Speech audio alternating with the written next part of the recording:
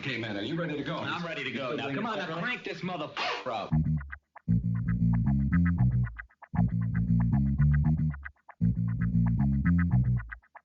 Break it down like this.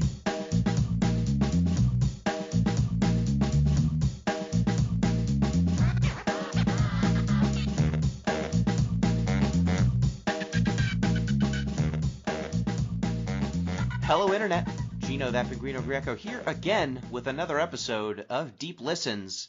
And today we are going back to an ancient age, the Dragon Age, and the origins therein. We played Dragon Age Origins. It sure is a game that came out in the mid-aughts by Bioware. And joining me to discuss this game that we played to completion is Pete Busby. Ooh, I do not like the way you said to completion there. That's fine. Yeah, but this is an interesting game. I'm sort of excited to talk about it in a trepidatious way. Fun facts about pigs this time around. Yes. And they're actually fun, I promise. Yeah, they're not always.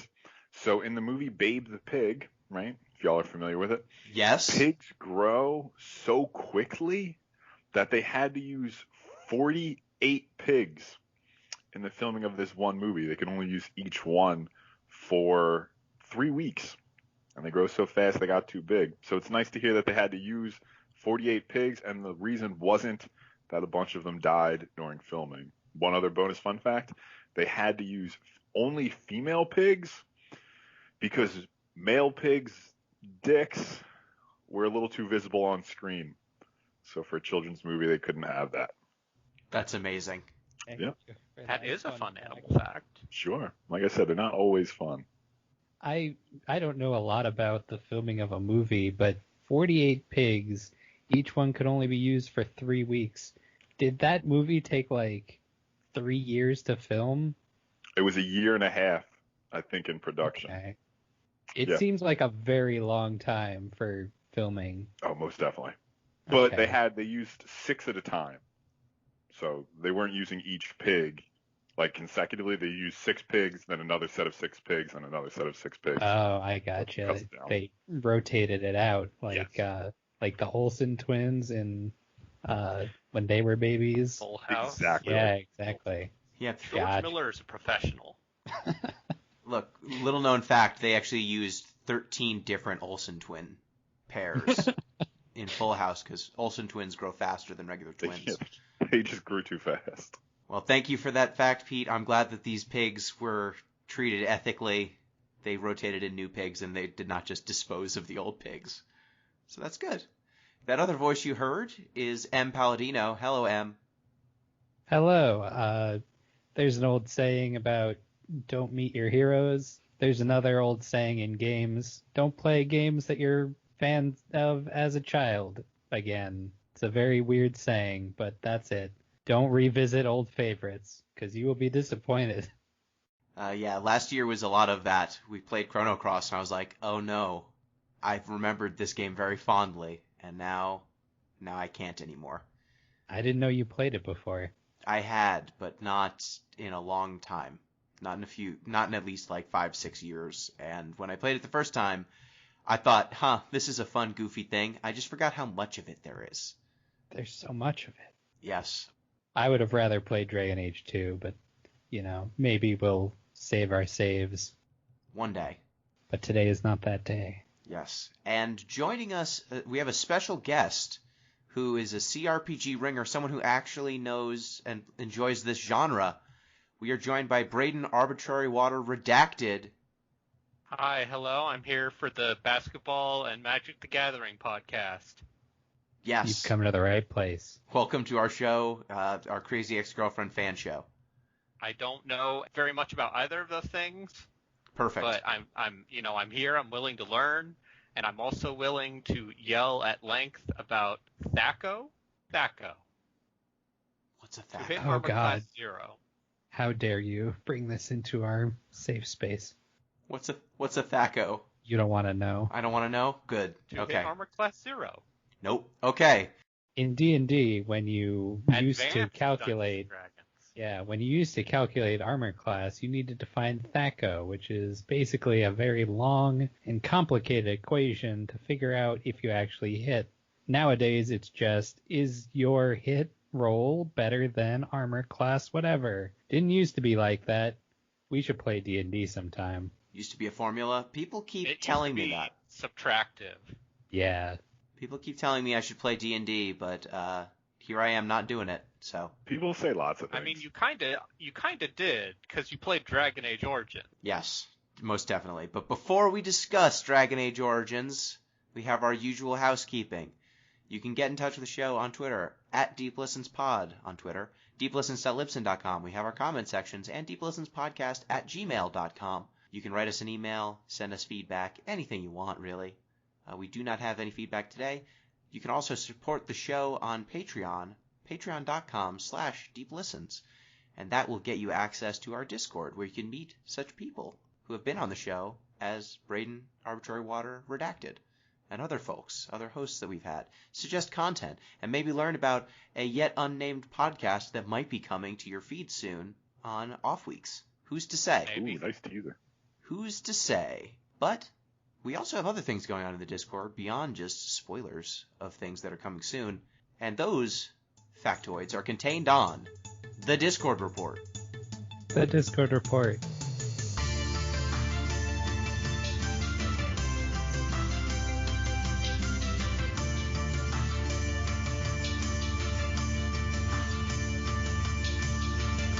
This week on the Discord report, We've been discussing the yet unnamed podcast that may or may not be coming on off weeks. I didn't know if you wanted to actually talk about that or if you just wanted to tease it. Well, there is a lot of discussion there. That's where a lot of Yes. discussion is. We've got a lot of names floating around. We're trying to figure out what we're going to actually call this yet unnamed podcast, which is going to be about the games we don't want to play on this show. They're playing Ultima 4 right now. Sure are. How's that going? So, just to go back to Gulliver's Travels for a second. We were Oh, talking about boy. Gulliver's Travels in the pre-show. It's a little like reading old English literature, in that you're like, I understand most of the words, but I don't understand how they work together, and I need Spark Notes next to me to understand them. Ah, so it's like when someone asks you to read the Canterbury Tales in its original Middle English, and it's Yes, just like, it's Chaucer. It's the Chaucer of video games in both importance and inscrutability. excellent. Once you see those F's and S's swapping, you know you're in big Mhm. trouble. Yeah. Did everyone here have to read the Canterbury Tales in the original Middle English? I somehow avoided that. I don't Way to know go. how. What a champion. Mhm. I had just, fuck. They tried to make us memorize the opening to that fucking book. Why? Because high school's dumb sometimes. I don't know.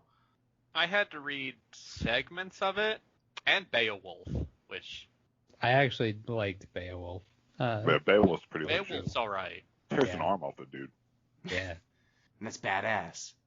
All right. Well, other things going on in the Discord, Em? Anything else we should highlight? Discussion of is things art? Is Gwyneth Paltrow's vagina candle exploding art? Is this picture of Garfield's funeral art? Is Yes. these reverse Oh. centaurs with horses on the top and man on the bottom art? All of these things are art. Stuff in the food channel, as always. Something ZP posted was so bad that you deleted it, and I'm very curious about what that was, but it was It's- clearly so bad Yep. that it could not even in the food channel, which It should not have been in the food channel. Okay. Should it be anywhere else? No. Okay. Jail. Gino, was this what we discussed with ZP prior to the basketball podcast? Yes. Ah, okay. Yeah, that did not belong. Well, I guess technically it can be eaten, but it didn't really belong in the food channel. Yes. Technically, lots of things can be eaten, but should they? Yep, exactly. Yeah, so if you want to be on the Discord and be there right in the few seconds before I deleted that, so you can be in on the joke, support the show on Patreon. All right, well, I think that covers it for the Discord report. Em, is there anything else we need to highlight? Basketball is happening. How's that going? It's going well. There will be a new basketball pod coming up at some point in the not too distant future. It is it's going okay. Basketball's going okay. No, it's not. It's like the season's on fire. It's like people can't stay on the court. The Washington Wizards currently have half their roster out with COVID. Damn. They've played 11 games. The Brooklyn Nets have played 18. The Wizards apparently have signed multiple players so that they have the legally required minimum number of players so that they can just play games. Regardless of, like, will they win those games?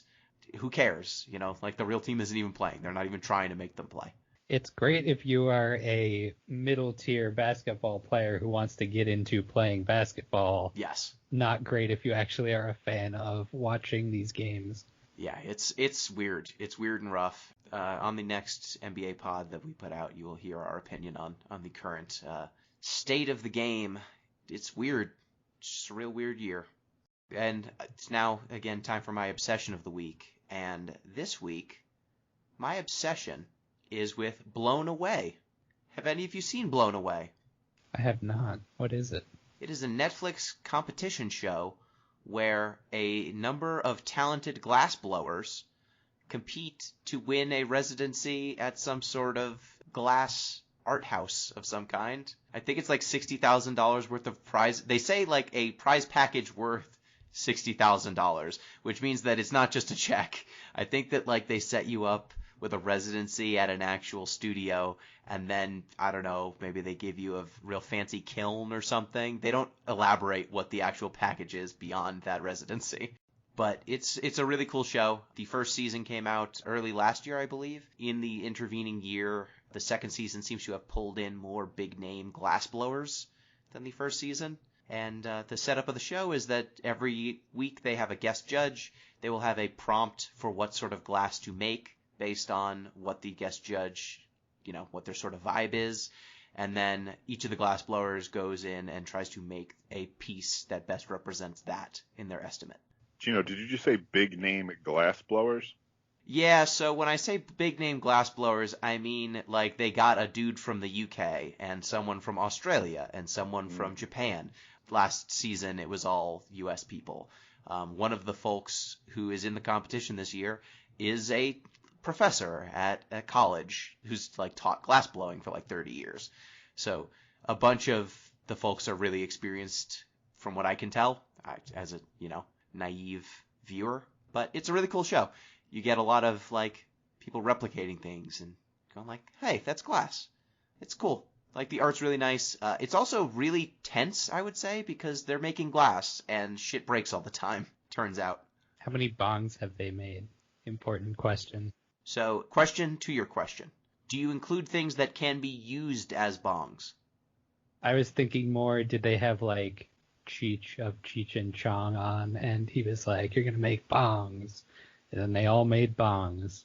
No, there's been no bongs as of yet. There might have been one or two pieces that could be used as bongs if you so desired. Most of the prompts have been like, what's something that you've had to get over in your life, and can you represent, you know, some struggle in your life via glass art? Sounds like a perfect bong to me. I made There a you go. glass vase that just says 2020 on it, and if you touch it, it explodes. They had one of the people from the new Queer Eye on, and his prompt was make a centerpiece for a dinner party. Well, that's nice. They put it on a table and then tried to like sit around it and see how is it as a centerpiece. One person was a comic book artist and like a cartoonist, and so they had to design an original character and make them out of glass. So yeah, like the prompts are really creative for the most part, and they tend to be pretty interesting episodes. And it's just an art that is not covered very much. You usually only see the finished product, but seeing these people try to make things out of liquid glass is pretty incredible. It really makes me look at glassware in a very different way, especially ones with patterns, because putting a pattern into glass, it turns out, is really fucking difficult. Yeah, so if you want to learn about glass blowing, watch Blown Away on Netflix. 10 competitors, only one can win a $60,000 prize package, which apparently is a boon in the glass blowing industry. Yeah, it was like one of the competitors talked about how she mostly works in commercial glass. So she just tries to make the same thing over and over and over again so that your grandma will eventually buy one. And now she gets to do art on a TV show. So that's fun. All right, without further ado, I think it's time to discuss Dragon Age Origins. Em, you picked this game. What is Dragon Age Origins? Dragon Age Origins is the 2009 Bioware epic fantasy where you are playing as a variety of origins. You could be a human, an elf, or a dwarf who is either a warrior, rogue, or mage, and you become a Grey Warden, which is basically a Witcher, but for like zombie things, in an effort to stop the Blight, which will cause bad things to happen in your land of Thedas, the Dragon Age setting. For those who are not aware, they were very uncreative with their naming. They kept their code name. Yeah, it's honestly, why fix what's not broken? You know, when you got something evocative like Thedas, you just got to keep it. Yeah, inspirational, really. Good world building. You are going through the world, gathering alliances with all the different regions in Ferelden. You are taking on party members, sometimes romancing your party members. Each one has a different vibe, which you are balancing, like your healer, who's probably going to be Win if you're not playing a mage, your rogue, who can open chests, and then everyone else who just hits stuff. Well, I mean, you can have two people who can open chests, or you can That's have true. Two people who can cast spells. But usually you want at least one warrior, one rogue, and one mage, and then your fourth party slot can be anything. It could be your dog. You also can get a dog, which, Who kicks ass? yeah, the dog's really good. You should always take the dog. Yeah, it's the only unique class. Mm. There can only be one dog. Golem is a class. Oh yeah, that's true. The golem is also a unique class. The golem is DLC, though. That's true. Are we including DLC in our review? Shale No. came with the game if you bought it new. That's true. I think it's now free, actually. And also, yeah, Shale is free now. Yeah. Yeah, I forgot about Shale, and then I got a quest that was like, hey, come get this guy, and I was like, oh, hi Shale. I forgot about you. You're Stone Boy. Nice to see you again. So, Dragon Age Origins, I feel some context is required to understand why this game exists the way it does. It came out in 2009. It is a CRPG-ass CRPG, just completely genre on point. Braden, I think you might be the best expert here. How did this game come out the way it did, and how does it stack up against like the legacy of CRPGs? All right, let's start at the beginning. Wizardry in 1980. No. This is just like my Games 101 class, where Okay, we so- literally did start with wizardry. So Baldur's Gate, perhaps you've heard of it, popular CRPG series, kind of put BioWare on the map based on the Dungeons and Dragons rule set. So What is that's a Dungeons and Dragons? Can you Advanced explain? Dungeons and Dragons, even. Good shit. And Dragon Age Origins is BioWare's very explicit throwback to Baldur's Gate 1 and 2. Because, after it, in the early 2000s, CRPGs kind of died for a little bit because a lot of the market moved to consoles. A lot of CRPG developers made some poor financial decisions. So it is a subgenre that was very much not treated very well for a while. There was like Neverwinter Nights 2, which is great, and that's about it. So Dragon Age is an explicit throwback in that sense.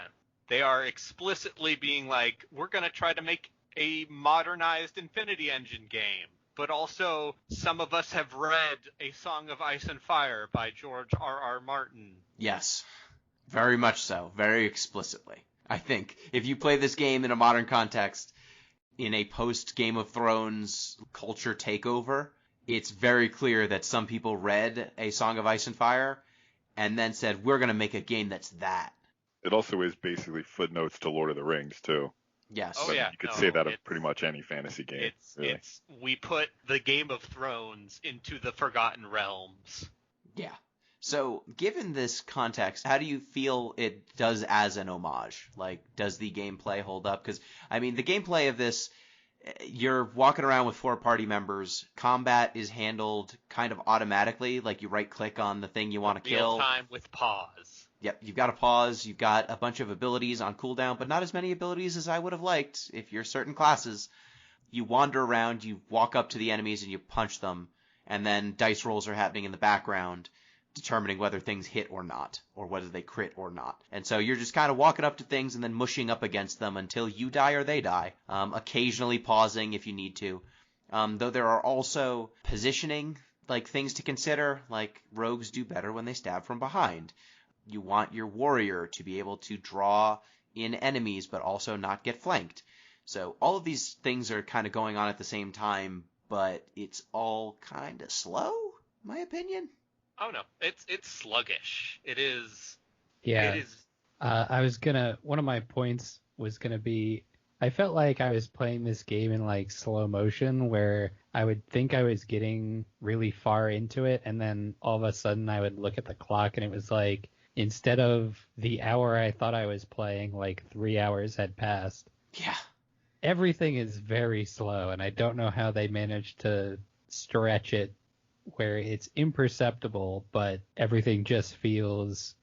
You meet a sloth demon early on in the mage questline, and he talks so fucking slow. I thought it was just me, but it's like, and the combat is also so slow. How did they do that? As I was playing it, I just kept looking on my keyboard for the skip dialogue button. I couldn't find it for a good long while. It's spacebar. It's escape on my version at least. Spacebar did nothing. I hit every key until I got to Maybe escape. It is escape. But I just wanted to move past the dialogue because they really did pay attention to how they wanted to tell the story. They really wanted to tell, a well voice acted, well acted story.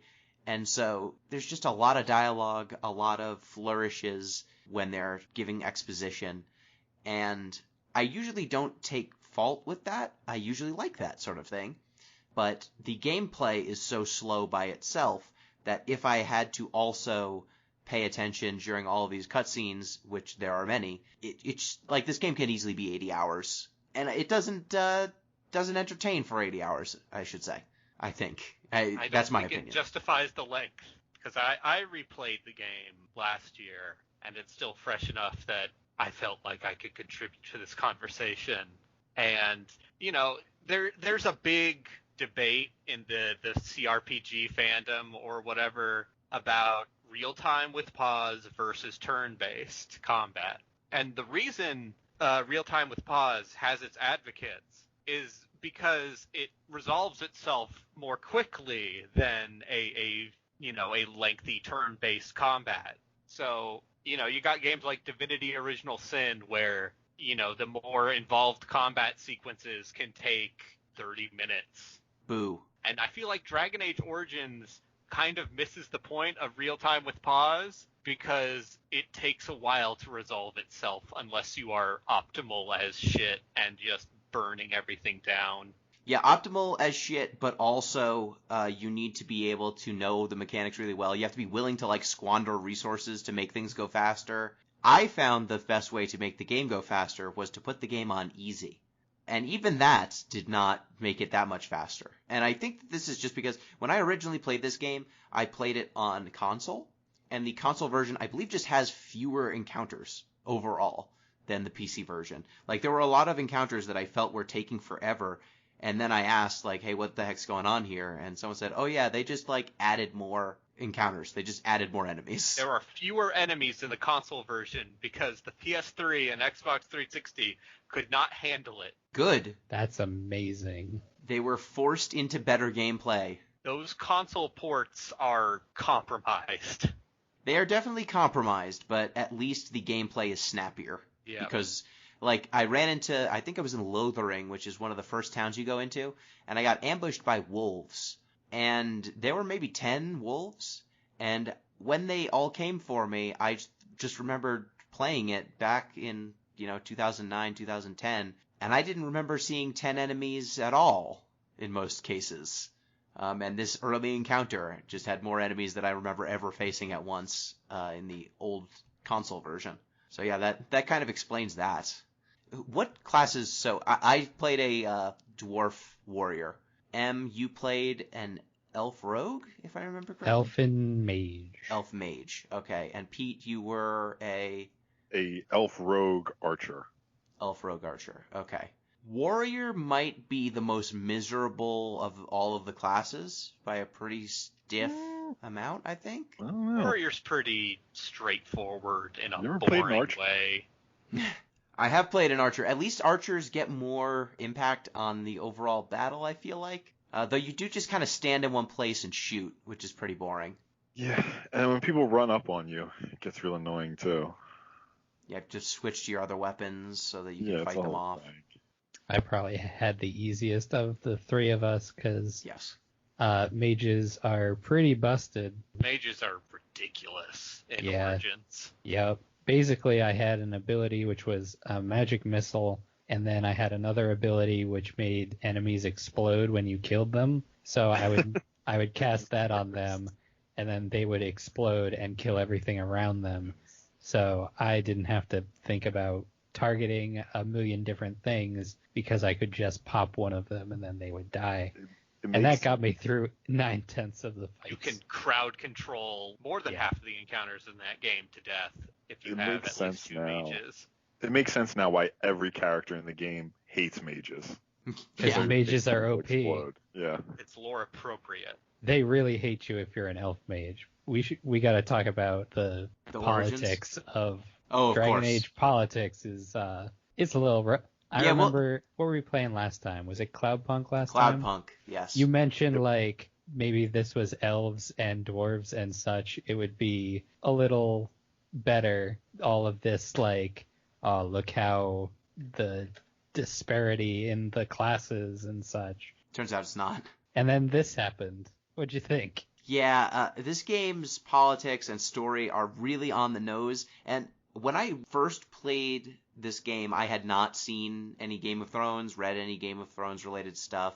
I had not seen as much dark fantasy. I had not played The Witcher. I had not watched the Witcher Netflix series. There was just less dark fantasy in popular culture at the time. And so a lot of the like, man, these elves, it's like racism, you know? I can't believe that these fantasy folks would have racism. Racism bad. You want Yeah. to see it with elves? It's a way you show that your world is dark and gritty is what if we just put some fantastical prejudice in here? Yeah, It's like real life, but elves. I can't believe these elves are enslaved. Oh man, and everyone's saying mean stuff to them all the time. And then the dwarves are mean, and they're xenophobic. And then the humans suck, but they're in charge of everything. Did anyone have any strong opinions on the overall politics of this game? Because it felt to me as though it got away with a lot in its time because there were not as many games that did this, that even tried to broach some of these topics at all. True. And so trying to broach it at all was better than ignoring real world circumstances, but the handling of it. I have a question too. I don't know. If, I'm sure there's an in-game answer in the 400 pages of codices that we end up getting. But why can't dwarves be mages? That just seemed unfair. Okay, so They I can explain this. go. If I remember correctly, it's because dwarves spend so much time working lyrium that they become resistant to magic, so they can't cast it themselves. Okay. But that's Yeah. why they have magic resistance in So- game. Magic is for the aristocrats who don't have to work with their hands.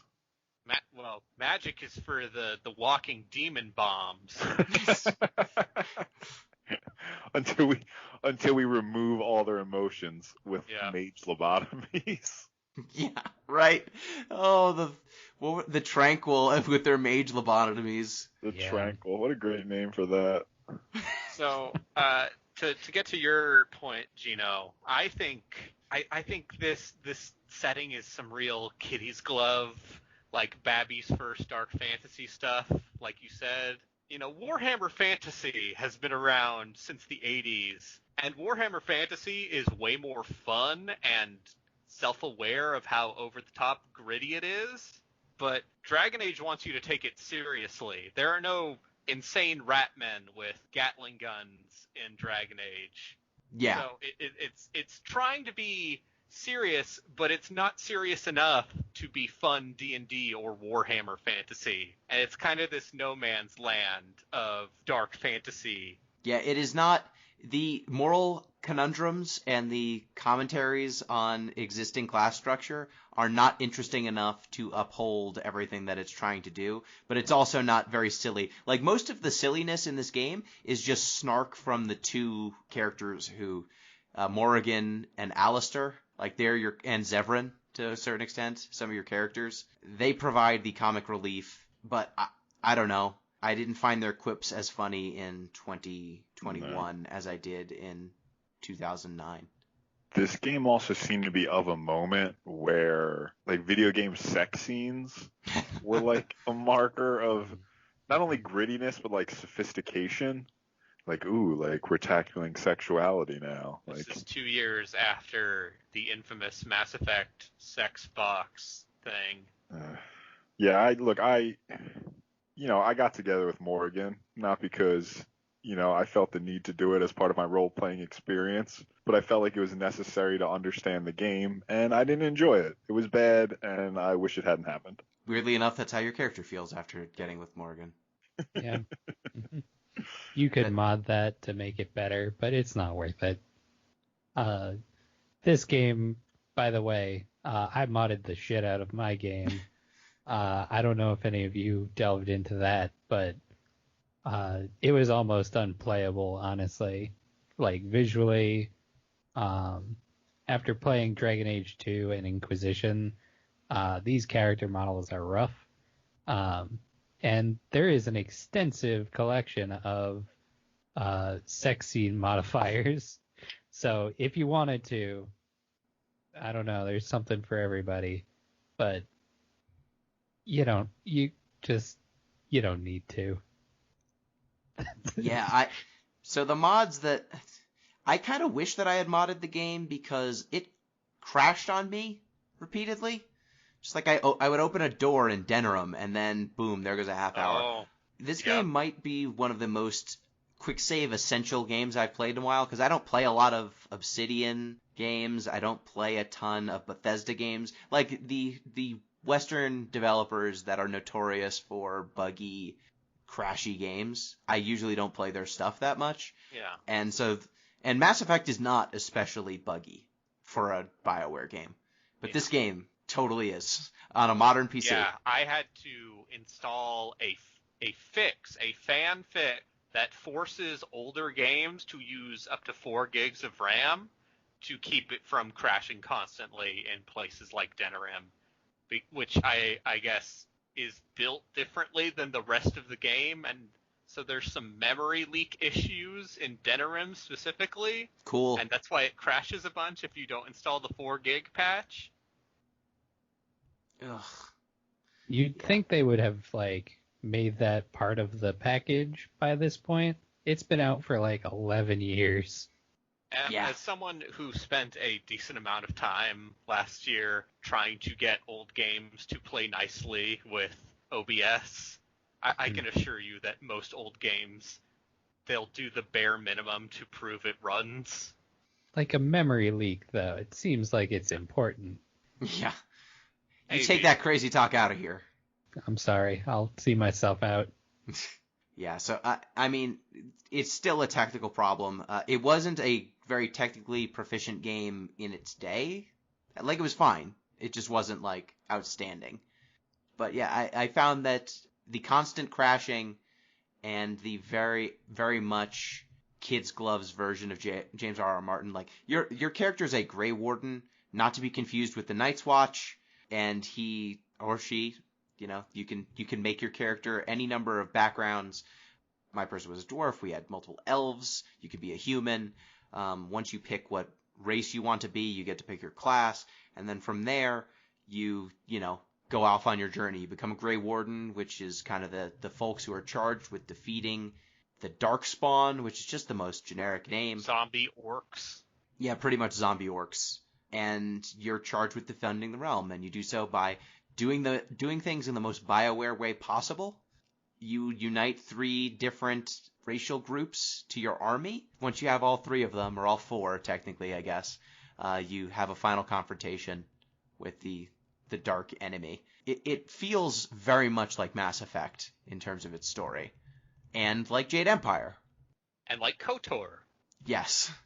I guess I just hadn't played as many Bioware games at that point, so I did not see that every Bioware story from this era is the same story. Oh yeah. The overarching story of every Bioware game from this era is just a big ol' excuse to have a bunch of different self-contained vignettes, people whose problems need to be solved by you, and you alone, the protagonist. Yeah. Did any of these different... So the groups you need to unite are... Well, should we start with characters or the groups? The little vignettes. Want to start with the origins? Sure, we can start with the origins. I was a dwarf. So kind of a cool thing about the origins is that each of the origin stories that you pick actually give you the context for how the world became fucked up in the way that it is when you do the missions. So I was a dwarf noble.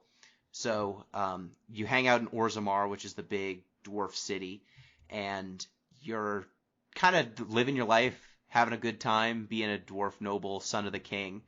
And then you go on a mission with a Grey Warden. It's supposed to be a mission that's just kind of for glory. They send you to go collect a cool shield. But then when you go to pick up the shield, you are betrayed. And you've got an older brother and a younger brother. The older brother is next in line, and he's kind of a dick. And your younger brother basically tells you before you go on this mission, hey, your older brother's trying to kill you. He's going to try to have you assassinated, so watch out for that. And then it turns out your younger brother actually had your older brother assassinated and framed you for it. So that's why the dwarven kingdoms are all thrown into chaos, because there was a play on the throne, and your younger brother's way of super ambitious seems to be designing to take out his father so that he can become the next king. So, Em, how was your origin story setting up the story of the elves? I was actually... My specific route was through the mages circle. Ah, yes, right. So you got to see the circle. Yeah, so I was in the circle.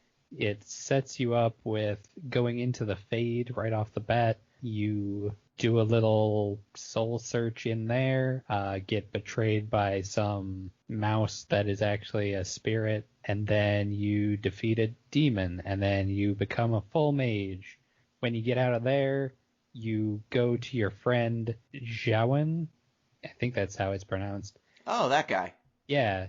The blood mage. Yeah, you meet him later on. He becomes a blood mage. It's not important. I didn't like him. Also, because of my modding, he had no head. An improvement. Improvement. Yeah. So I was talking to this strange headless guy who wanted to get with this woman who was a Templar, I believe, but they couldn't do that because love is forbidden or some shit.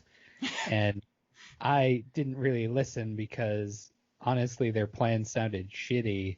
They wanted to break into the mage's storeroom and destroy his phylactery, which is what they use to track mages, because mages can turn into demons if they're not careful with their magic, or if they use blood magic, or if the Templars think they looked at them funny, or basically any reason that they would hunt down mages, which they don't need very much justification.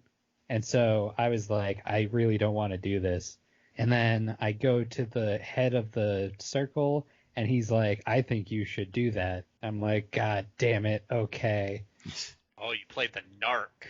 No, I didn't even want to do that. I went back and I was like, he told me I have to. They're totally going to frame you, but, it's your stupid life. And then you do the little mission, and then the Templars show up. Big surprise.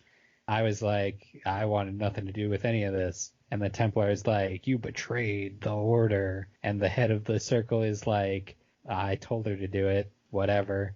And they're like, no, you must be punished. And then your Grey Warden friend comes up and is like, actually, you want to become a Grey Warden? And I was like, sure. And that's how you get to Ostagar. So Duncan is like, I'll get you out of trouble, but by the way, you're going to have to do all this other shit. My warden was like, God damn it, fine. I was playing very much the straight person of the group, just not taking any of this garbage. Everyone's plan was bad, just so tired. Just wanted to like do my mage thing and then go and hang out with the Orlesians or whatever. They're like, you gotta kill an archdemon now. So. Yep. My prince was like, you were going to be executed, and then Duncan's like, hey, join my squad. Pete, how was your elf? Yeah, I did a Dalish elf. So they're forest-dwelling elves who refuse to be basically just enslaved and forced into ghettos like the city elves. So they return to the forest. It opens up with me murdering 3 humans, so they got murdered, which, I mean, they kind of deserved it. And then we go into this, like a ruin, and my traveling partner finds a weird mirror. It doesn't really reflect anything. It's very silver. It's sort of strange looking. Touches the mirror and is instantly sucked into it. So my traveling partner has now disappeared into a demon mirror. Go back to town, and they're like, look, you need to go back, try to find this person. So I gather my gear. I assemble a small crew. I go back. I meet a Grey Warden who tells me my friend is gone forever. There's no saving him. He's dead. We're better off all forgetting about him. The mirror is actually a portal of demon energy. So we smash it. I had been poisoned by the mirror. I forgot to mention I was in a coma. It's kind of an important bit. I'm sorry. When my friend disappeared into the mirror, I also passed out, and now I'm full of demon poison. And the only way to get it out is to join the Grey Wardens. I thought this sounded dumb, so I refused. I was like, no, I don't think there's any poison. I'm not doing that. You probably just murdered my friend behind that mirror. But if you refuse often enough, the Grey Warden invokes the right of conscription and forces you to join anyway. So you then leave the forest and join the Grey Wardens. Okay, so of the 3, the Dalish elf origin does not actually tell you very much about what's going on with the Dalish elves, right? No, well, like, if you talk to your townsfolk, they tell you, like, look, like, the humans sort of oppress us. And I did murder some of them at the beginning, but there's not much, like, explanation of, like, oh, okay. Unless you talk to all the NPCs, there's not much explanation to know, okay, here's why the Dalish are the Dalish. And there's also no, like, hey, there are werewolves. Watch out for them. No, they never come up until the actual Dalish mission. Okay. Yeah, so, like, the other origins, like the dwarf one, you can see the politics of the later dwarf missions. If you're in the circle, you see how the circle kind of falls to demons and stuff. So it's kind of an interesting thing. It gives you a reason to go back and replay the beginning of this game a few different times. But once you get past the initial story bits, everything goes down the same funnel. And those initial story bits don't actually impact your character all that much. Occasionally you will see characters that you should know, like my second in command in in Orzammar, ends up exiled, and so you can meet him in Denerim, which is kind of fun. And yeah, like when you met Jawan in Redcliffe, that's probably a slightly different scene. Yeah. Still has no head, though. Awesome. Very good. He's still a blood mage, and I think you call him out for it much faster. Like, hey, I saw what you did. Do you remember me? He's like, ah, fuck, and then he attacks you. Oh, really? He attacks you? If you chose not to side with him in the circle. Yeah, for me, I could forgive Jawan. Jawan's like, yeah, I'm a blood mage. I tried to teach this kid magic, but I swear I didn't ruin this place. And then you can decide to attack him, or you can try to have him help you as best you can. Yeah, if you were not helpful during his segment, he takes it personally. Fair enough. That's vintage blood mage. Yeah. No forgiveness. Yeah, so once you get out of these origins, you end up in kind of a few different stories. There's the Dalish elves who are at war with werewolves. There's Redcliffe, where you have a bunch of... It's just humans, and there's a kid who's possessed by a demon who's raising the dead and doing all sorts of poltergeist shit. and you need to stop him. Then the Circle, there's mages, and they are up against the Templars, kinda. Like, the mages have been possessed by demons, and you can decide to try and save the mages or kill all of them. If you kill all of them, the Templars like you. If you save them, the mages like you. And then in Ostagar, you can choose whether... not Ostagar. In Orzammar, you can choose whether you want dwarves or golems to fight with you, because there's a big anvil that can turn people into golems. And you get to pick between two different dwarf politicians, one of whom is, if you played the dwarf noble, he's your asshole younger brother. Yeah, and the other one is some other guy. Yeah, and I played as a dwarf commoner, and so in that origin, the player character's sister actually becomes the concubine of the younger brother, Prince Balin. Oh, okay, you meet her when you're a dwarf noble. And so that way, it's kind of fun in that way, in the way your origin kind of informs how you would deal with that particular situation. So does your character think like, hey, my sister's your concubine, I'm going to move up in the world if I pick your side? Yeah, like it's a lot of that. Yeah, but once you get out of the origins, it's pretty much just, it's Bioware stuff, you know? It's handfuls of lines of dialogue being like, hey, you're a dwarf, that's crazy, you're up here. What's up Or with they're that? like, oh, you're an elf, I'm gonna be racist. You're an elf. You can't do that. You're an elf mage. That's even worse. They just stab you on sight. It's just like, Pretty it's an elf much. with a stick. He wants to be evil. There's a lot of people who have sticks for a place that hates mages and keeps them under, like, intense scrutiny, by the way. It might be more in 2 that I'm thinking of. A lot of mages for not Mage Town. Yeah, for a place that seems to think mages are bad, they sure do produce a lot of them and allow them to live. Yeah. A ton Weird. of blood mages too. Like, Yeah. it seems like if you become a blood mage, you're basically instantly killed, and yet like everybody just sort of like, it seems really easy to become a blood mage. It seems like every single gang has at least 3 to 4 of them.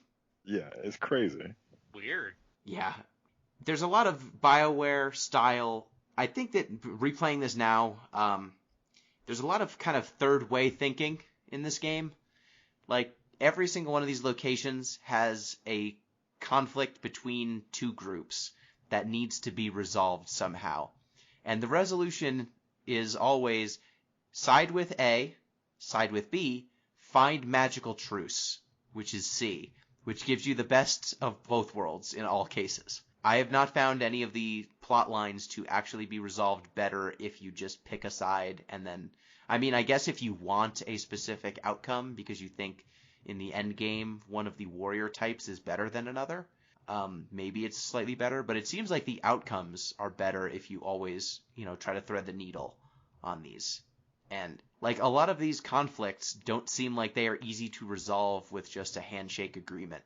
The Dalish elf mission, when it's between, like, elves are at war with werewolves because the leader of the elves cursed a bunch of humans with lycanthropism because they murdered his family. Can I, while we're talking about the werewolf mission, I just want to bring up all the busty demons. Okay, yep. So this game is packed with, I don't know if demons have genders, but let's just say large-chested demons with very precisely placed nipple covers. Yep. So it's hair, it's like weird little metal clamps, what have you. And one thing I noticed if you watch their animation long enough is except for Tree Woman, because she doesn't have any fingers, but the rest of them will sensually caress their chests in a way that's very disturbing. And I get like succubi are a type of demon, but there are other types too, Yeah, and there's only, like, desire demons are only one category of demon in their demonology in this game. So it seems extra weird that all of every type of demon that has breasts of any kind acts that same way. Where are the male desire demons? It's also true. Yeah. What's the male term for succubi? Incubi, thank you. Yeah, there should be an incubus. Not a very good band, but an interesting demon. You take that back about that band. But yeah, I agree. Like it's very odd. At least the desire demons are supposed to be succubi, so there's at least that explanation for why it is as horny as it is. But yeah, for a game that does sex really poorly, it is very horny. Yeah, they don't do sex well, but they do it a lot. So I guess there's that. There are numerous opportunities for you, the player, to engage in sex scenes that are with all the energy of two mannequins in their underwear. That's true. Awkwardly animating on top of each other. They are never nude. Yeah, they rub up against each other and the music, the swelling music, befitting a great love story. So I guess the romanceable main characters are Liliana, who is a bard. She's an assassin and also like a priestess. Morrigan, who is the dark witch. Morrigan is you can only have a male-female relationship with her. Liliana is bi. Zevran, who is an elf assassin, he is also bi. And then Alistair, who is your Grey Warden buddy. He's a male-female relationship only. And yeah, they're all weird. Like all those relationships are kind of odd. This is definitely around the time when BioWare started to listen to the people who were very into the romances in their games. Yeah. And it just gets a little weirder from here. Definitely. Does it actually get weirder from here? I mean, Dragon Age 2 did the everyone is bi thing. I didn't mind that, because if you've ever hung out with gay people, they just flock together. So it kind of worked for me. I didn't care. That was also my first BioWare game, I think. So some of the stories. They definitely do, they leaned into it a lot harder following, Mass Effect 1 and Dragon Age Origins. Yeah, there was, at that point, it's like, look, our players want to date everyone, so just make it so you can date everyone. All of your choices, you can have whichever relationship you want, go nuts, have fun. But yeah, this game, it's weird because the relationship system with your compatriots, you can raise their affinity for you by doing things that they like, by talking to them, by hearing their stories, but you can also just give them gifts. And in the version of the game I had, you just you can get gifts that bump their affinity by 50. Yep, those DLC items. Yeah, just keep giving it to them. Cheat. Yeah, it is kind of funny when you just get Morrigan from 0 to 100 real quick and then talk to her 3 times and she's like, hey, what's up? Yeah, it was very simple. She also makes a crack about the startling endurance of Grey Wardens. It's like, ooh, Gosh. I see where this is headed. Yeah, it is kind of interesting that some of the relationships do not necessarily work out because of plot events, which is not something that BioWare traditionally does that much. Usually, if you have a relationship with someone, everything's going to be okay. They're going to be fine. So I thought that was a kind of interesting choice, especially with Morrigan. One similar thing I will say is that this game actively penalizes you sometimes for making the good choice, so to speak, the moral choice, which I also appreciated. So, if you look at a game like BioShock, there's really no downside to being nice, where in this game, there is in a lot of cases a downside to being a good person, which is true of life as well. When did you have any repercussions for making a moral choice? So the time you really, let me caveat my previous praise. The only time you really see it is in the final battle. Yeah. You can get much stronger allies by being a dick earlier in the game. So, are the Templars better than the mages? The mages seem better than the Templars. So the werewolves, you can't get, if you make the best decision there, you don't get any werewolves. You definitely see it with the golems. Yeah. If you break the anvil and you can no longer imprison dwarf souls in golems, then you get no golems to fight alongside you. Yeah, and the golems are way better. Yeah, they're good. Does this actually change the course of the battle at all? It makes it easier. Not if you win. Yeah. I never noticed an actual mechanical they sure are doing a lot of damage, those golems over dwarves. But I guess I've never gotten to the end more than a handful of times. That last battle is pretty easy either Yeah. way. I mean, I played on easy too, so like I'm not sure if it's just that. I played on hard Yeah. Why? because I am self-defeating and I like to force myself to engage with the systems of these kinds of games. Is there any benefit to playing on hard, or is it just really hard? Here's the thing. After a certain point, it isn't that hard because the same overpowered abilities that work on easy and normal work on hard. You just have to be more cautious about like positioning and crowd control spells And health. and health. You know, if you got your tactics set up, your Final Fantasy 12 ass Gambit system tactics. Oh man, can we talk about how those fucking suck? Yeah, you have to program your characters so that they have an AI that makes any sense. I hate that shit. I didn't like it in 12 either. It's fair. It's bad in 12. It's just awful. Doesn't feel good. Works like half the time. Yeah, I mean, like you said, Braden, the whole once you have the crowd control spells, the game becomes much easier. Like once you're able to freeze people in place, once you're able to stun repeatedly, and mages have access to all that shit, and the other classes don't. Like rogues have a little bit of crowd control, a little bit of stun ability. Warriors have almost none of it, and it just makes playing as the classes that don't have access to that stuff pretty miserable. So even if you are playing as a warrior, as your main character, you're probably actually controlling the mage most of the time, because making those mage decisions correctly is way more important than anything your other classes are doing, I found, at least. Like knowing when to use Earthquake, knowing when to use Cone of Cold, knowing when to use Fireball, like that's what actually wins you battles. And not having access to a mage in the early game, just really miserable for some of the fights. Like I fought the first ogre might have been the hardest fight for me in the entire game, because I had a warrior, Alistair was a warrior, and they give you 2 warriors to fight alongside you. Your squad of 4 warriors against an ogre, and you just don't have anything, none of your shit where, oh no, you get 1 mage, but the mage is not very good. And you're just up against this single opponent who tanks a lot of damage, knocks you down repeatedly. The knockdowns in this game, they suck. I hate it. I hate being disabled for multiple turns. They last forever. They do. Like, I got a passive that was supposed to make me knocked down less, and you still get staggered, and it feels like every time it happens, it takes 10 minutes. I know it's only 10 seconds, but even still.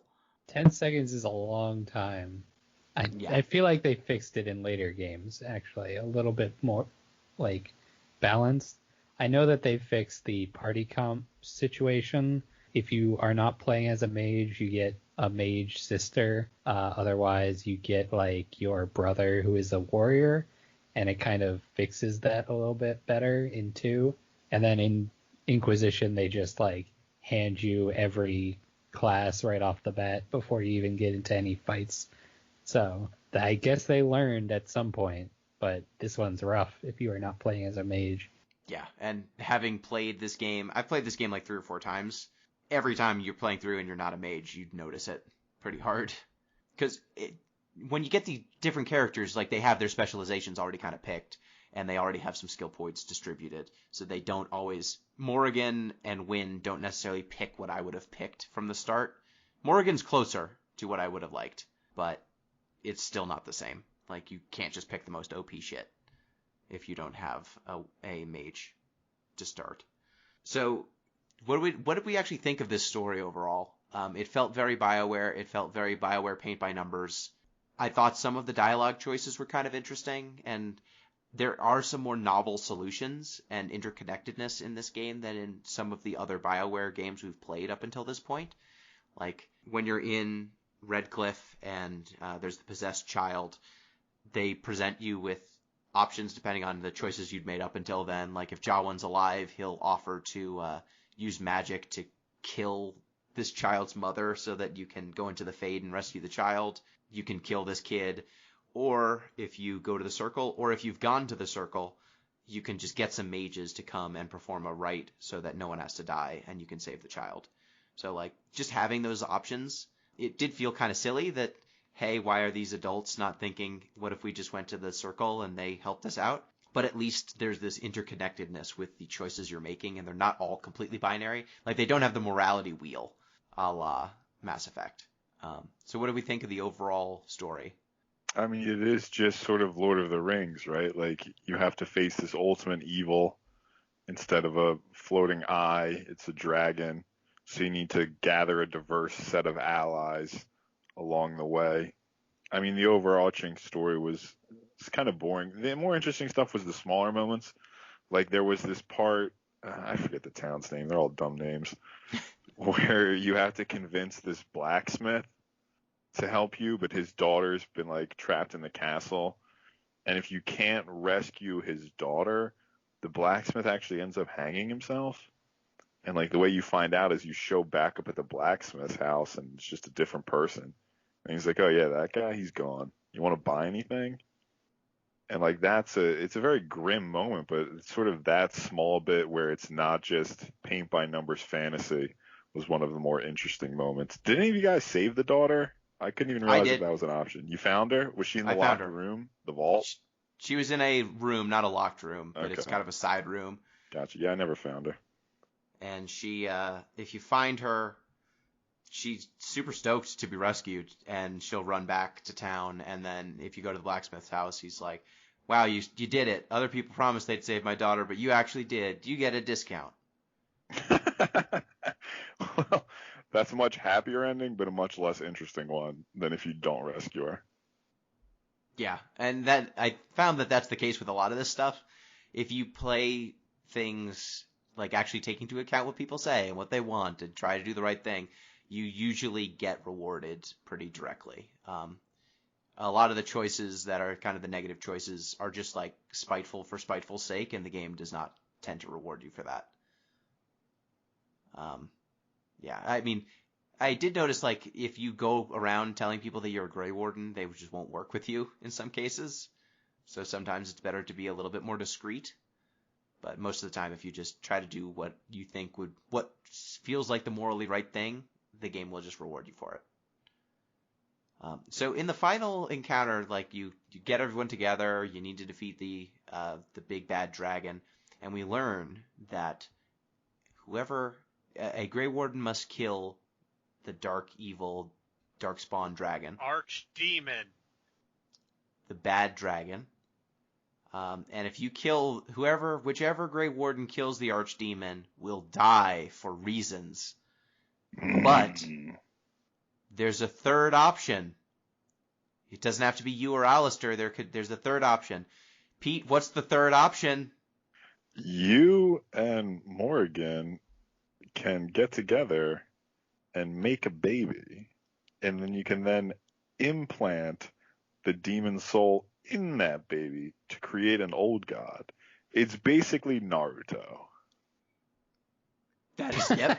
And if your Grey Warden is a lady, you have to force Alistair or Loghain to sleep with her instead. They're not thrilled about it. Nope. Yeah, so if you make Alistair do it, does he leave your party? Because if you turn down Morrigan on the whole baby thing, she just leaves your party and she's gone forever. She just bounces. She's like, "Oh, I'm not getting any? Never mind then. The world can end." Yeah, does Alistair bounce if you make him do that? I don't think so. I think he stays, but he's pissed at you. He's not thrilled about it. He doesn't like anything Morrigan does, so I can't imagine he's happy, but you could just give him some gifts and he'll get over it. Yeah. Just give him a bangle. He's like, "Ooh, shiny." Oh. Do we want to talk about that supporting cast in, like, explicit detail? Sure. I mean, the supporting cast, we got Morrigan. She's the daughter of Flemeth, the Witch of the Wilds, and she hates everyone for the most part. She's sassy. She's a mean bitch, as they say. If you are choosing any of the good options, she probably will not like you. She disapproves. Yeah. She will disapprove every step of the way. Yeah, she did not like it when I tried to save the circle. She's like, "Nah, these people are weak. They're mages, but they submit to rules. Let them die. They're already dead." Which was savage. But yeah, again, you give her a shiny necklace and she's over it for the most part. She's played by Claudia Black, so if you've played Uncharted 2, she's in there, kind of reprising. Very similar character to Morrigan in a lot of ways. Then we've got Alistair, who's your buddy, who's also a Grey Warden, and he's a Templar, so he doesn't like mages. And he's kind of an idiot, I would say. He's a snarky idiot. There's multiple snarky characters. Yes, for sure. Liliana. Oh, go ahead. I was just gonna say, Alistair is like your younger brother who, he should be like, I mean, do we want to spoil? Like, Yeah, go ahead. Yeah, he's This gonna game's be the 11 years old, 12 I years know. old. Yeah. He should be the king, but he wants to not do that, so he becomes a Grey Warden, and then you could just make him the king anyway. And he won't like that, but, you know, who cares? There's actually his personal quest, if you resolve it a certain way, and basically he has a half sister or something, and when he meets with her, she does not give a crap about him. And if you tell him, like, you don't owe her anything, dog, then he's like, fuck yeah, I'll be king. But it's one of those things that is super obscure, locked behind a personal quest that 90% of players are never going to see. So you But can make him stoked about being king? you can Yeah. make him way less of a goober, which I mean, does then like who is play he? out in the lands meat section. His whole character is being a goober. If you make him not a goober, is he still your Alistair? I You know, mean, that's a great point. His job is to be up front and take hits. True. His job is to get punched in the face. Yeah. Yeah. Professionally. Anyway, Liliana. Yeah, Liliana is a bard. She's a spy, and she needs to get out of that life, and so she becomes a priestess. But then she gets way into God. Yeah. And she joins your party because God told her to. She's very French. Yes. How do you feel about Liliana in this Um, tournament? She gets told in the like Ash urn section where the dude's just like, Liliana, God never spoke to you. You just like attention. Damn. Yeah, she gets told. Yeah, I found their fake France. I found kind of funny. But yeah, she's the most straightforward. There's not a lot of nuance to Liliana. The only thing that, like, if you get her personal quest, it turns out her spy master was also her lover, and she was betrayed by her. Bum, bum, bum. Very Yeah. Cold War spy novel-y. Mm-hmm. Yeah, but other than that, like, she's not that interesting. What's Sten's deal again? He's He's a the best Qunari one. warrior. He's basically a Klingon.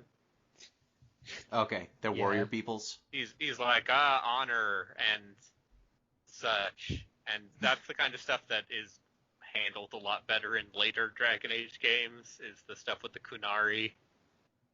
They didn't even, in this iteration, they didn't know what they wanted the Qunari to look like, which is why he's kind of just a gray man. Yeah. Yeah. And in later, like in Dragon Age 2, they're like large gray men with horns and such. And so they actually look like they are distinct from people. So Sten is kind of in that weird, like, kind of doesn't know what they wanted to do as far as writing zone.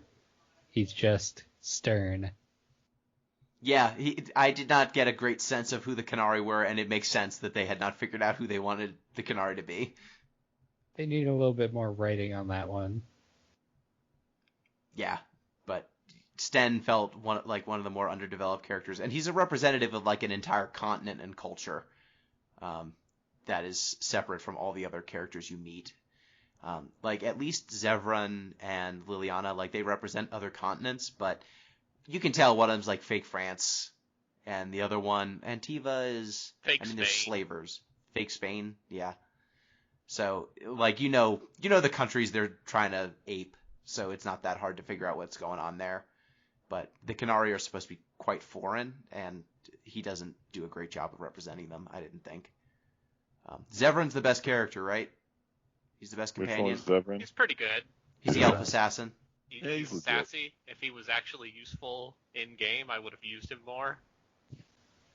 Yeah, if you're Rogues not aren't controlling great the in assassins, Origins. yeah, if you're not controlling the assassin, they're way worse. And they're not necessarily great to begin with. I mean, mages are... If you could have 4 mages, that would be the ideal class. Comp, I think. I guess you can have at least 3 at once if you're a mage, right? Yeah. Yes, you can get up to 3, but 4 would be ideal. I guess you need a rogue to open chests. And But do there's that alone. nothing good in chests ever. It It's is just super- annoying to not be able to It's open just- them. Yeah, to Yeah, just get it's the just your insufficient OCD skill. kicking in. It's just taunting you. But whenever I open the chest and it's like, oh, cool, it's a gray tier item. And meanwhile, I'm running around with the same, legendary item that I got from a quest 15 hours ago. Yeah, Just like chests, being Itemization not great in this game. either really persuasive or really intimidating is also very important. Like, if Yes. you can intimidate people, you can breeze through a lot of the quests. yeah, and I feel like it's worth saying, like, you do get experience when you open the chests. So I opened the chest just for the experience of it, just for the thrill. Yeah, you get it Even for if I- reading books, too. Yeah, do you, I forget, do you get experience if you steal from people? I didn't try stealing from think random so. people. Yeah, I'm not going to rob anybody. You don't. Yeah, There are a couple neat items you get from pickpocketing, but it's not a huge priority. yeah, so definitely, I found that my inventory was full almost immediately, and I would pay almost anything to get the inventory to be bigger in this game. Well, you're just- in luck, because there's a mod for that. Good. Again, they made the game better with the mods. They have so many chests with so many unstackable items, and I just couldn't hold on to all of them. This game has a weird fascination with chests. They were like, all right, we're going to put chests all over the place. We're going to put chests on our demons. Just chests. Chests. Yep, it's a CRPG. The C C stands stands for for chest.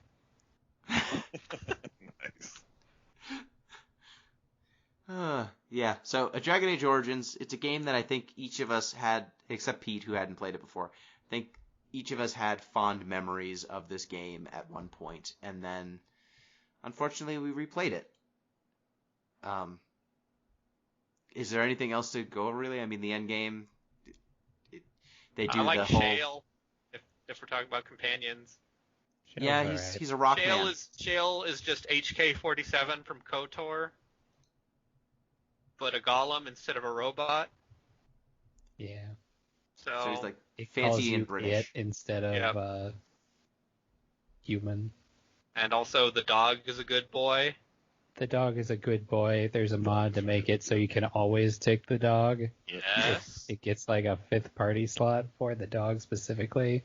Definitely recommend that one. That seems like a massive improvement. Yep. Because otherwise it's taking up a slot and you need all you can get for... You could have put a mage there instead. Yep. If they had a mage dog, Oh man. That'd be sick. We got to play Metal Gear Solid 5 where you get a dog with a knife. What? Yeah. how does it hold Yeah. it in its teeth? It's in its The mouth. Dog. Yeah. Diamond Dog. Best dog in video games. I don't know about that. In FF8, Angelo's pretty good. You shoot him as a cannon. He's a cannonball. You shoot him and he explodes. And then he There's comes back to you and you give him a treat. There's a robot dog in Good boy. Portal too, isn't there? We're gonna do a sideshow about Half-Life? best dogs in games. Oh yeah, the Half-Life dog. Yeah, it's Half-Life, I was thinking of, not Portal. Oh yes, there's the Half-Life dog. Yeah, I don't know. I wish that this game stuck with me more, but just the combat being so slow undermines so much. Just not being enjoyable to play when it's an 80-hour game, it just ruins it. And it made me not want to do side quests. It made me not want to see a lot of content, just because it meant I'd have to fight more enemies. And fighting sucks. Maybe it sucks less if you're a mage, but it's not good. Then it's just not hard. Then you're just doing the same thing over and over and over again, but it's slightly faster. Pretty much. Did any of you play the expansion, Awakening? I did not. I've No, heard I didn't feel like I Awakening needed should be a more. separate thing. Awakening is like, what, 20 hours all on itself? It's like 15 hours. Yeah. And It's it its does own show. as much with its characters in 15 hours as Origins does in like 50. Who do we get? Do we get any I would prefer recurring that. You characters? get Ogren back, who we forgot to mention. Oh, He's great. a dwarf, and he's a Ogren drunk. is just Steve He's certainly Bloom there. doing his drunken voice, the character. Wait, Ogren is also Steve Bloom? Yeah. Because Steve Bloom is like your sidekick dwarf Yes, as well. He's a bunch of side characters in that game, but he's Ogren. Okay. Good. Well, he's Gimli, But more drunk. but drunker. And then Wynn is just your cool grandma mage. Yep. Yeah. But she's got a demon spirit inside of her, Yep. but it's a good demon. She's an Spoilers. abomination. Yep. I didn't realize they reprised that for DA2. They did? Is Wynn in Dragon Age 2? No. There's just another person possessed with a good demon? Yeah. Yeah. Huh. Who I did not know actually that. appears in Awakening. Yeah. They get a lot of mileage out of that good demon shit. But maybe it's a bad demon. Maybe it's a bad demon. Bum, bum, bum. Are the good demons as similarly busty, or is that No, specifically a bad? they're usually floating lights. Weird. I can't... Why is it that all of the bad demons have corporeal forms and the good ones are floating lights? In Awakening, one of the party members is a spirit of justice that has possessed the body of a dead Grey Warden. So it's basically a rotting corpse who is super into justice. That actually sounds pretty good. He's pretty good. But, like, the philosophical concept of justice, so you can definitely be like, so what does that mean? And it'll be like, well, you see, justice is... And then, yeah, it's good stuff. Awakening, I straight up think is better than the main game, partially due to its brevity. Always a resounding endorsement. Yeah. It I also, want... like, adds some fun mechanics with, like, crafting and actually gives stamina potions so that your fighters and rogues have something they can chug endlessly as opposed to mages with their lyrium potions. Yeah, that is such bullshit. That 2 of your 3 classes can't juice up their stamina meter. Why? Ugh. Yeah, this game, just a lot of rough edges in this thing. And it's a shame. I had such fond memories of it, but This used to be one of my favorite games. yep, then you play it a second time and it's like, dang. And I played it for the first time in, let's say, 5-10 years. And I'm like, oh, That'll do it. other people have done this better. Yep. Yep. The Well, thing with that, makes Dragon Age special was that it was that game in 2009. Mhm. Which Yep. still is really late for this genre. Yeah. I don't know how they... It started development in, 2002? 2000, yeah, somewhere around there. It was in development for 6 years, I think. Yeah. but it was originally going to be like have D&D rules and everything. So it was in development for a while. Yeah. So long story short, Dragon Age Origins. If you remember it fondly, leave it that way. Just don't replay it. Some things are best left Play in the Pillars past. of Eternity. Find a mod that makes this game play twice as fast, 3 times as fast, and then maybe it's God, better. I wish. And play it on very easy or easy. All right. Well, with that, we will close the chapter on Dragon Age Origins, which means it's now my turn to pick again. And I have some options. I like giving options. I want to play a fun game. Can we play fun games again? That's not really what we're about here. No. One of the Discords I'm on is doing a monthly game club, and of course, using my dark powers of persuasion, I somehow convinced like 10 people to play Deus Ex Invisible War with me this month. You monster. That game is bad. That game is a crushing disappointment, both as a sequel to Deus Ex and also just as a video game. It's not that good. So we're going to play that. Nope. Oh, okay. What are our options, Gino? We've got 2 options. One is kind of a lighthearted romp, and one of them is a very fast action game. I'm always more of a lighthearted romp guy. That's my vote. How fast is the fast action game? I will say that the speed at which you play it is a key mechanic of this game. Oh, okay. I think I know the game. I think if it's a game I'm thinking of, I would also play that. So the options are Super Hot. Yes. And Recketeer and Item Shop Tale. Oh, I own that. Can we play that? I have both of them, but I've been looking at that one for a while. It's cool. I know.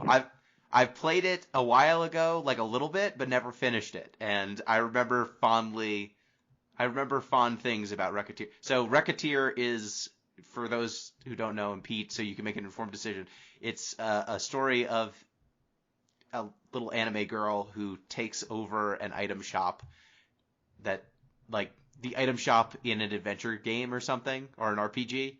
So you are trying to get goods to sell to adventurers to make money. But all of the, like, enchanted daggers and swords and stuff that you need to sell, you need to go to dungeons and raid them for loot and stuff so that you can sell it. I already love the cover art. I'm on board. Okay. So next up, one day we'll play Super Hot, but this time we will play Recketeer and Item Shop's Tale. So thank you, Pete, for joining us. Yeah, this game was a game. Thank you, Em. Thank you. I will leave the Dragon Age series behind for now, but someday we're going to come back for 2. I promise you this. It's better. But how much better, we'll find out then. Yep. And thank you, Braden. Maybe we'll hear from you again. Who's to say? Thanks for having me. This was fun. I'm here if you need a guy who knows too many things about computer role-playing games and weird tactic stuff released on the PC between the late 90s and early 2000s. I was once a young child who torrented a bunch of old games. Which is a useful skill to have. It's an essential part of any good game review podcast. That's my origin story. Well, thank you, listeners. Just a reminder, you can get in touch with the show at DeepListensPod on Twitter, deeplistens.libsyn.com. We have our comment sections and deeplistenspodcast at gmail.com. You can also support the show on Patreon at patreon.com/deeplistens. Till next time, peace.